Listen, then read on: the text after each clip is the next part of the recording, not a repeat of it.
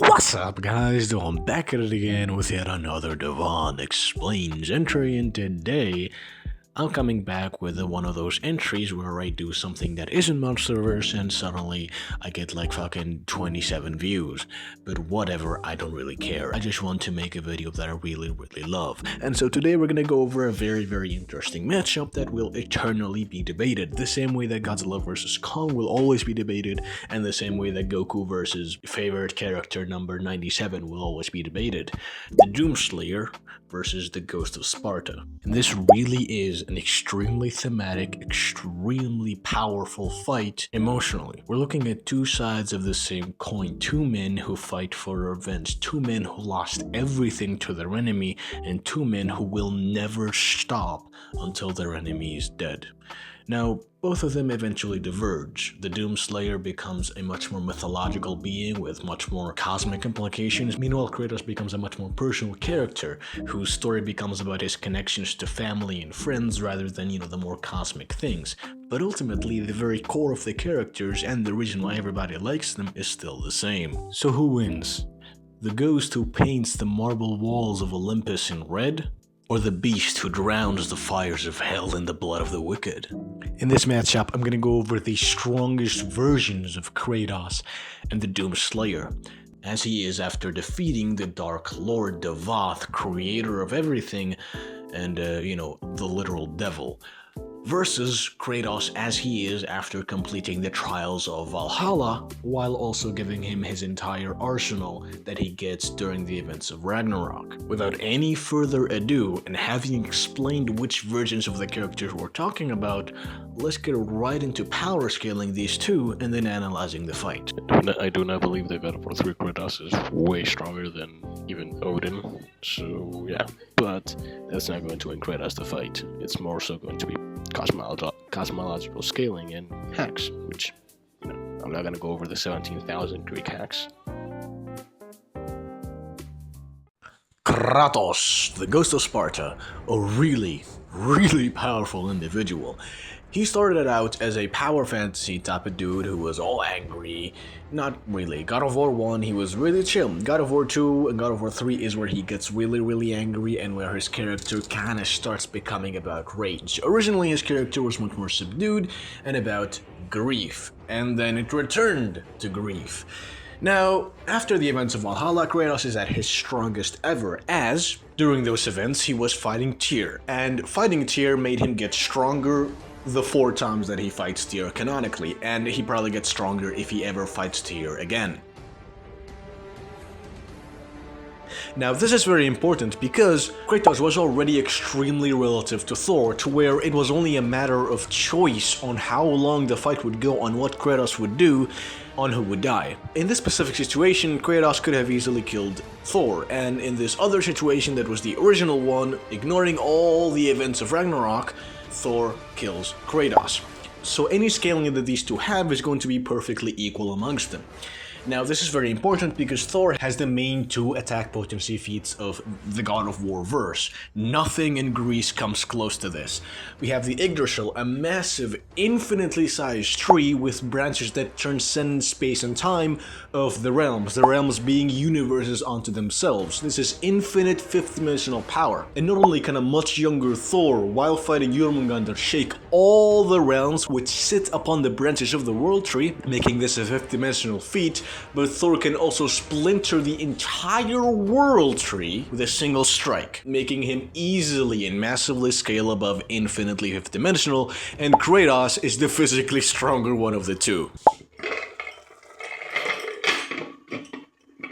Now there are also some other things, such as Ragnarok destroying the entirety of Asgard and that threatening to burn away the tree, and then we have somebody like Freyr being able to block Ragnarok's attack for a very fucking long time. But that type of stuff, Ragnarok's treated as a really big threat and whatnot. The main feat for this entire verse is Thor destroying the world tree. Did he do that in canon? No, not really. But then again, the tree is infinite, so Besides, this was a prophecy of fate. And as we know, through Ragnarok's events, prophecies are factual. There is no doubt that a prophecy will happen. There is just, can you avoid it happening? Thor would have killed Kratos if Kratos had then chosen peace, and Heimdall would have killed Atreus if Kratos had not killed him. Therefore, post-Valhalla Kratos is even stronger than Thor, and thus doesn't have that mild downscaling, quote-unquote, of eventually dying to Thor if they fought for long enough. Now, what this feat also gives for Thor is immeasurable speed, as we have this infinitely sized fifth-dimensional structure being destroyed by a single blow from Mjolnir, and Thor can use the very shockwaves of Mjolnir and its lightning to attack, and Kratos can dodge and block and do all of that type of stuff.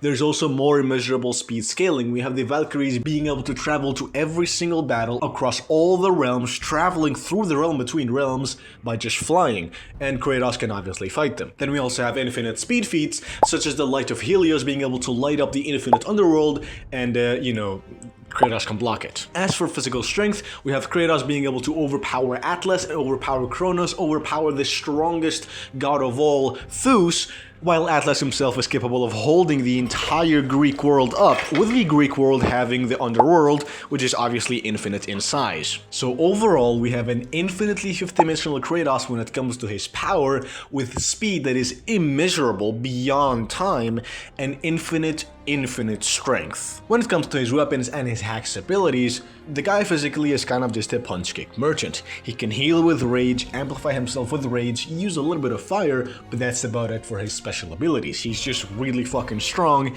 and can do a bunch of destruction feats. He does resist a lot of hacks, but let's be honest, the Doomslayer doesn't really have that many hacks that he can use on somebody. The main source of Kratos' abilities and powers is his weapons, which I will go over right now. Do realize that he does have 17,000 hacks with all the weapons that he had in Greece, and all of the special abilities that his relics and talismans and whatnot give him during the events of the Norse era. But the main things that I'm going to be going over is Draupnir, the Chaos Blades, and Leviathan. Leviathan is pretty simple. It can destroy God of War souls, with God of War souls being one's direction, one's luck, one's mind, all that type of stuff. Giving Kratos his axe, as well as his soul-sucking, soul-blistering Chaos Blades, the ability to attack one's mind, one's memories, one's fate, etc, etc. The Leviathan axe can also, by feats, produce cold even greater than absolute zero, while honestly fighting opponents that, Kratos wouldn't be using the full peak of the axe's cold. And then we have the blades being hotter than anything in the Norse realms, which includes the fire of Surtur, which, depending on how you interpret it, is looking at anywhere from heat greater than stars to heat greater than 142 nonillion degrees, which would be the heat of the Big Bang. The Draupnir spear, on the other hand, is a spear that can replicate itself. Its main ability is the ability to siphon one's element from themselves, which also has the effect of taking away their resistances to their own very elements. Which is to say, if Kratos takes the ice element of a creature, then that creature is not going to resist ice anymore. This is very useful against creatures like, for example, Heisei Godzilla, who all of his resistances and all of his powers come from radiation.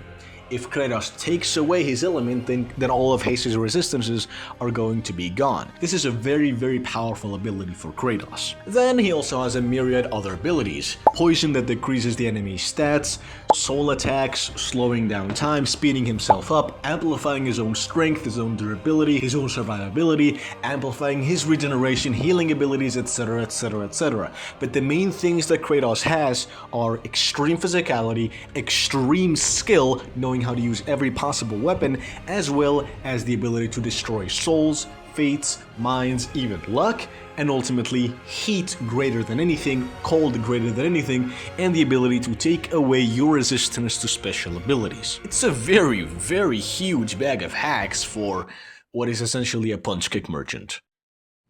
Don't you know what I've done? Yes! But what will you do now? We don't change.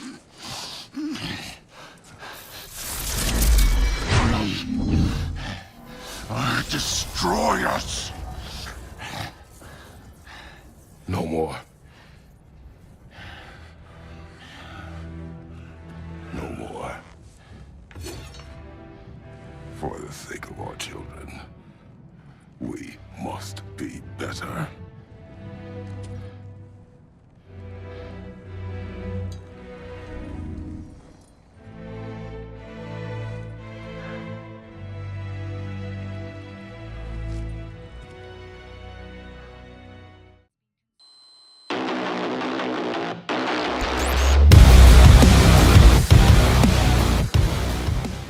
Now, the Doomslayer has mainly his physical stats. He does have hacks, but those hacks are mainly just linked to his ability to physically fight, and his weapons, while all useful, aren't really the standout thing about him. It's his physical statistics that is his main thing. So most of the Slayer section is mainly going to be talking about his immense physical statistics, starting off with strength at the very beginning of the Doomslayer's divine career, back when he hasn't gotten as many amps as he has by the end.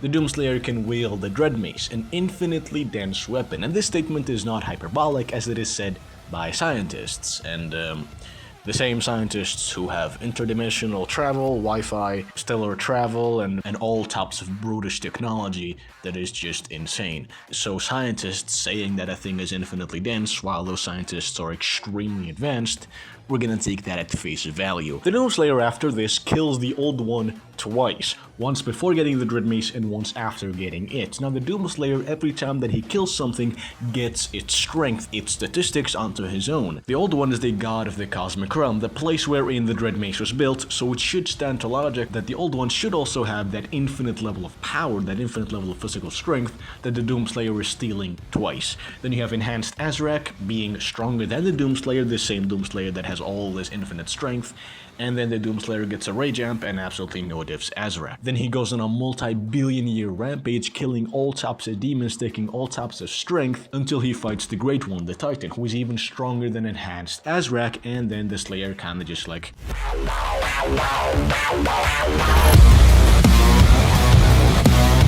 And to top this off, the Slayer also kills dozens of Marauders, people who got their powers the same way that the Slayer did, by having a shard of the creator of the Doom cosmology put into them. Only they're even better than that Dark Ages Doomslayer because they have hell power on top of that, getting them closer to the true Devoth, the strongest version of him, the Dark Lord.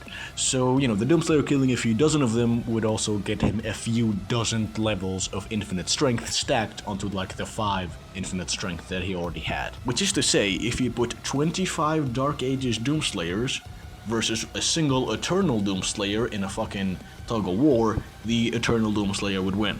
That's how much stronger he's gotten, even if his strength is infinite. Now, as for speed, this one mainly goes for the Eternal Doomslayer when it comes to feats. She is capable of completely no-diffing the Khan Maker, while she has multiple Maker drones helping her in battle while he's also in a hurry. Now, Makers can travel across space and time, maybe with their technology, maybe with their floating, though their floating is definitely their own technology. And the Khan Maker herself is a Seraphim. Seraphims being able to fly across the entirety of the cosmology, which includes timelines, dimensions, and places that transcend space and time with just their wings. They winged through creation. So he has massively immeasurable speed, given that he no-divs multiple dozens of immeasurable speed creatures. And then after that he faces the Seraphim, Samur Maker, who is not only just a Seraphim, but also has the power of the creator of the cosmology on top of the power of the person who beat that very creator.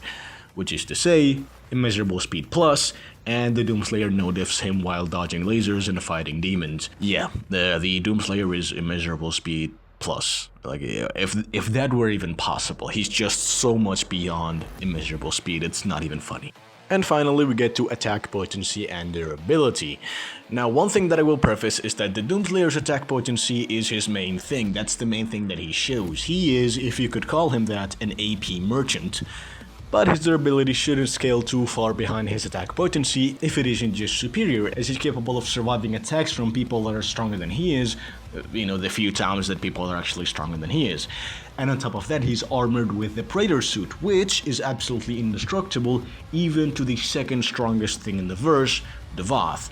which should mean that even if you think the Doomslayer's attack potency is stronger than his durability, with the Praetor suit and with prior feats, we can tell that his durability is in the same tier as his own attack potency.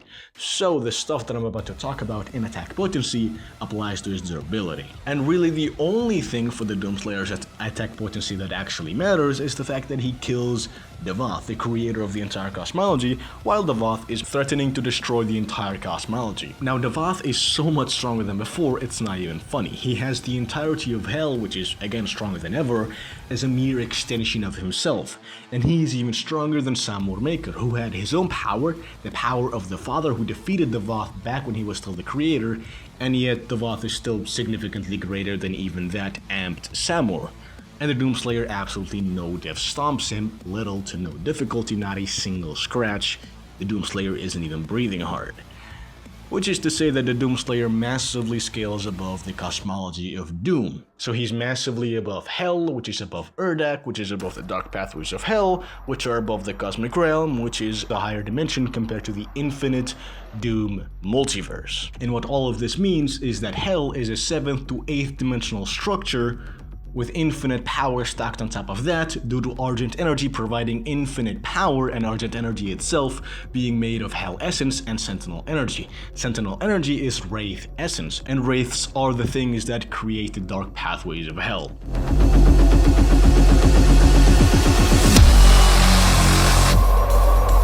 Now when it comes to the Doomslayer's weapons, most of them aren't really going to do anything to Kratos because most of them don't have the same scaling that he does. Most of them are just large building level to multi-city block level. But he does have some weapons that use Argent Energy, which, as I've talked about before, Wraith Energy plus Hell Essence equals Argent Energy, so we're looking at top of the cosmology scaling for things like the Ballista, the Sentinel Hammer, and so on. Now, the Doomslayer's Crucible specifically, not only does it use Argent Energy, it's also the only weapon capable of killing a Titan-class demon, which puts it above other Argent Energy weapons and also scales it above things like the Aeronea Imperatrix, which is a mighty god to rule over all gods, which should put it above the Wraiths. If we want to get a little bit freaky, then the Demonic Crucible can corrupt all realms of the cosmology, and Devon himself uses a Crucible, so the Doomslayer's Crucible should maybe have the same level of power as these two other Crucibles, which is to say, infinite 8th dimensional power. Now the Doomslayer's own physical hacks are pretty simple. When he punches you, he's negating your immortality, negating your invulnerability, negating your regeneration, and ignoring your durability by attacking the concept of your existence, attacking your soul, your mind, your memories, and also stealing power from you. Lot of fucking stuff for just a punch. Well, he does have things like an ice bomb and a flame belch. You know, Kratos' ice and fire is way stronger than Doomslayer, so let's just ignore that. Now, for any of you who have been overwhelmed by my yapping, let me just put it extremely simply. The Doomslayer has infinite 8th dimensional power because he scales massively above the Doom cosmology. He has massively immeasurable speed because he's capable of no-diffing immeasurable speed characters while in a gang fight. And he has massively infinite strength because he spent billions of years killing other things which also have infinite strength and stealing their strength. And his own weapons are mostly fodder, with the exception of those weapons that use the same energy that scales at the top of the cosmology. And even then, his fists are his strongest weapon, as they literally attack you on every possible level and ignore your immortality, invulnerability, and regeneration. In the first age, in the first battle, when the shadows first lengthened, one stood, burned by the embers of Armageddon, his soul blistered by the fires of hell, and tainted beyond ascension. He chose the path of perpetual torment, and those that tasted the bite of his sword named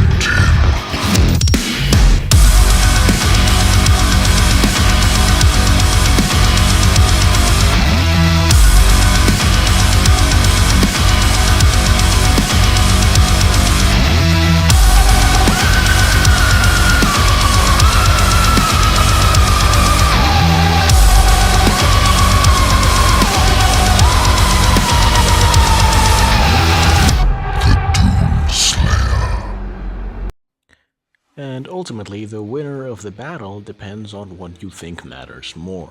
Do you think pure physical statistics and the ability to grow stronger mid-fight is better than just pure skills and hacks? This is not to say that Kratos doesn't get stronger mid-fight, but it's like the Doomslayer has a massive advantage and every single hit that he lands is going to be taking power from Kratos.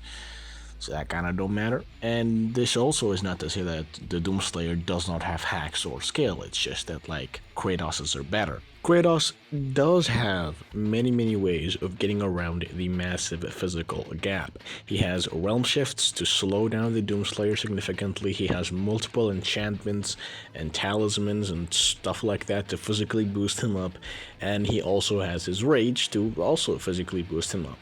And even beyond that, his skill is so immense that the guy can fight multiple dozens versions of himself, each of them stronger and faster than he is, while, being just like puppets of brute strength. Which, while fighting multiple selves of you who are nowhere near as skilled, vaguely stronger and faster than you is impressive, that's not going to be enough to just fight the Doomslayer by himself with none of his hacks abilities. Thankfully, he can just combine all of this to be able to keep up with the Doomslayer physically, but then he runs into the real wall of the stat gap. The fact that the Doomslayer is pretty much indestructible.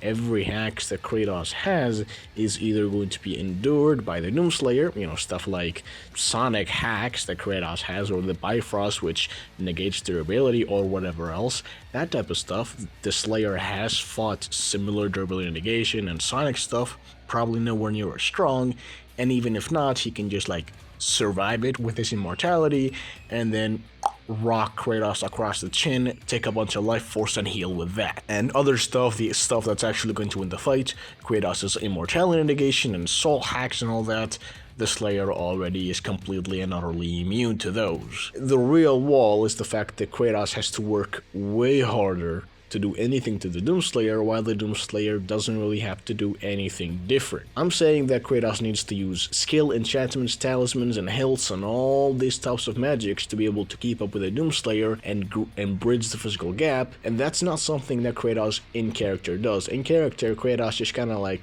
goes in with his main weapons and fists. He usually doesn't use his hacks, abilities, and magics right away, if at all. He may start using them too late against the Doomslayer, when the Doomslayer has already gotten multiple chances to siphon power from Kratos and get a massive advantage over him if the Doomslayer doesn't just kill him immediately. Obviously, this is just my interpretation. My interpretation is that the Doomslayer's physical advantage, his ability to siphon power, and immense durability is just going to get him the win against Kratos. Even though Kratos does have many chances, it's just not in his character to use all of those chances right away. And even if he used all of them, it's not going to be an immediate win. Could you plug your controller up Kratos' beard and just have him do everything the right way?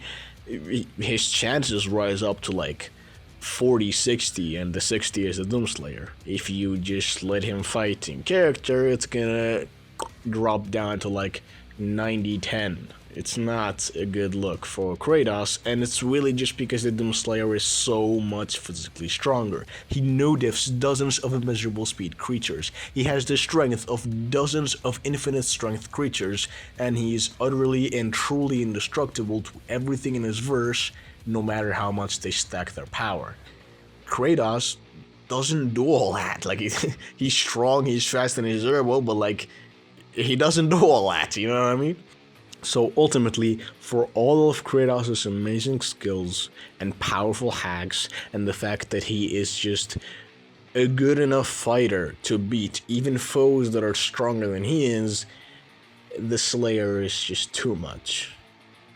Tempered by the fires of hell, his iron will remains steadfast through the passage that preys upon the weak, for he alone was the Hellwalker, the unchained predator who sought retribution in all quarters, dark and light, fire and ice, in the beginning and the end. They are rage, brutal, without mercy. But you You will be worse. Rip and tear until it is done.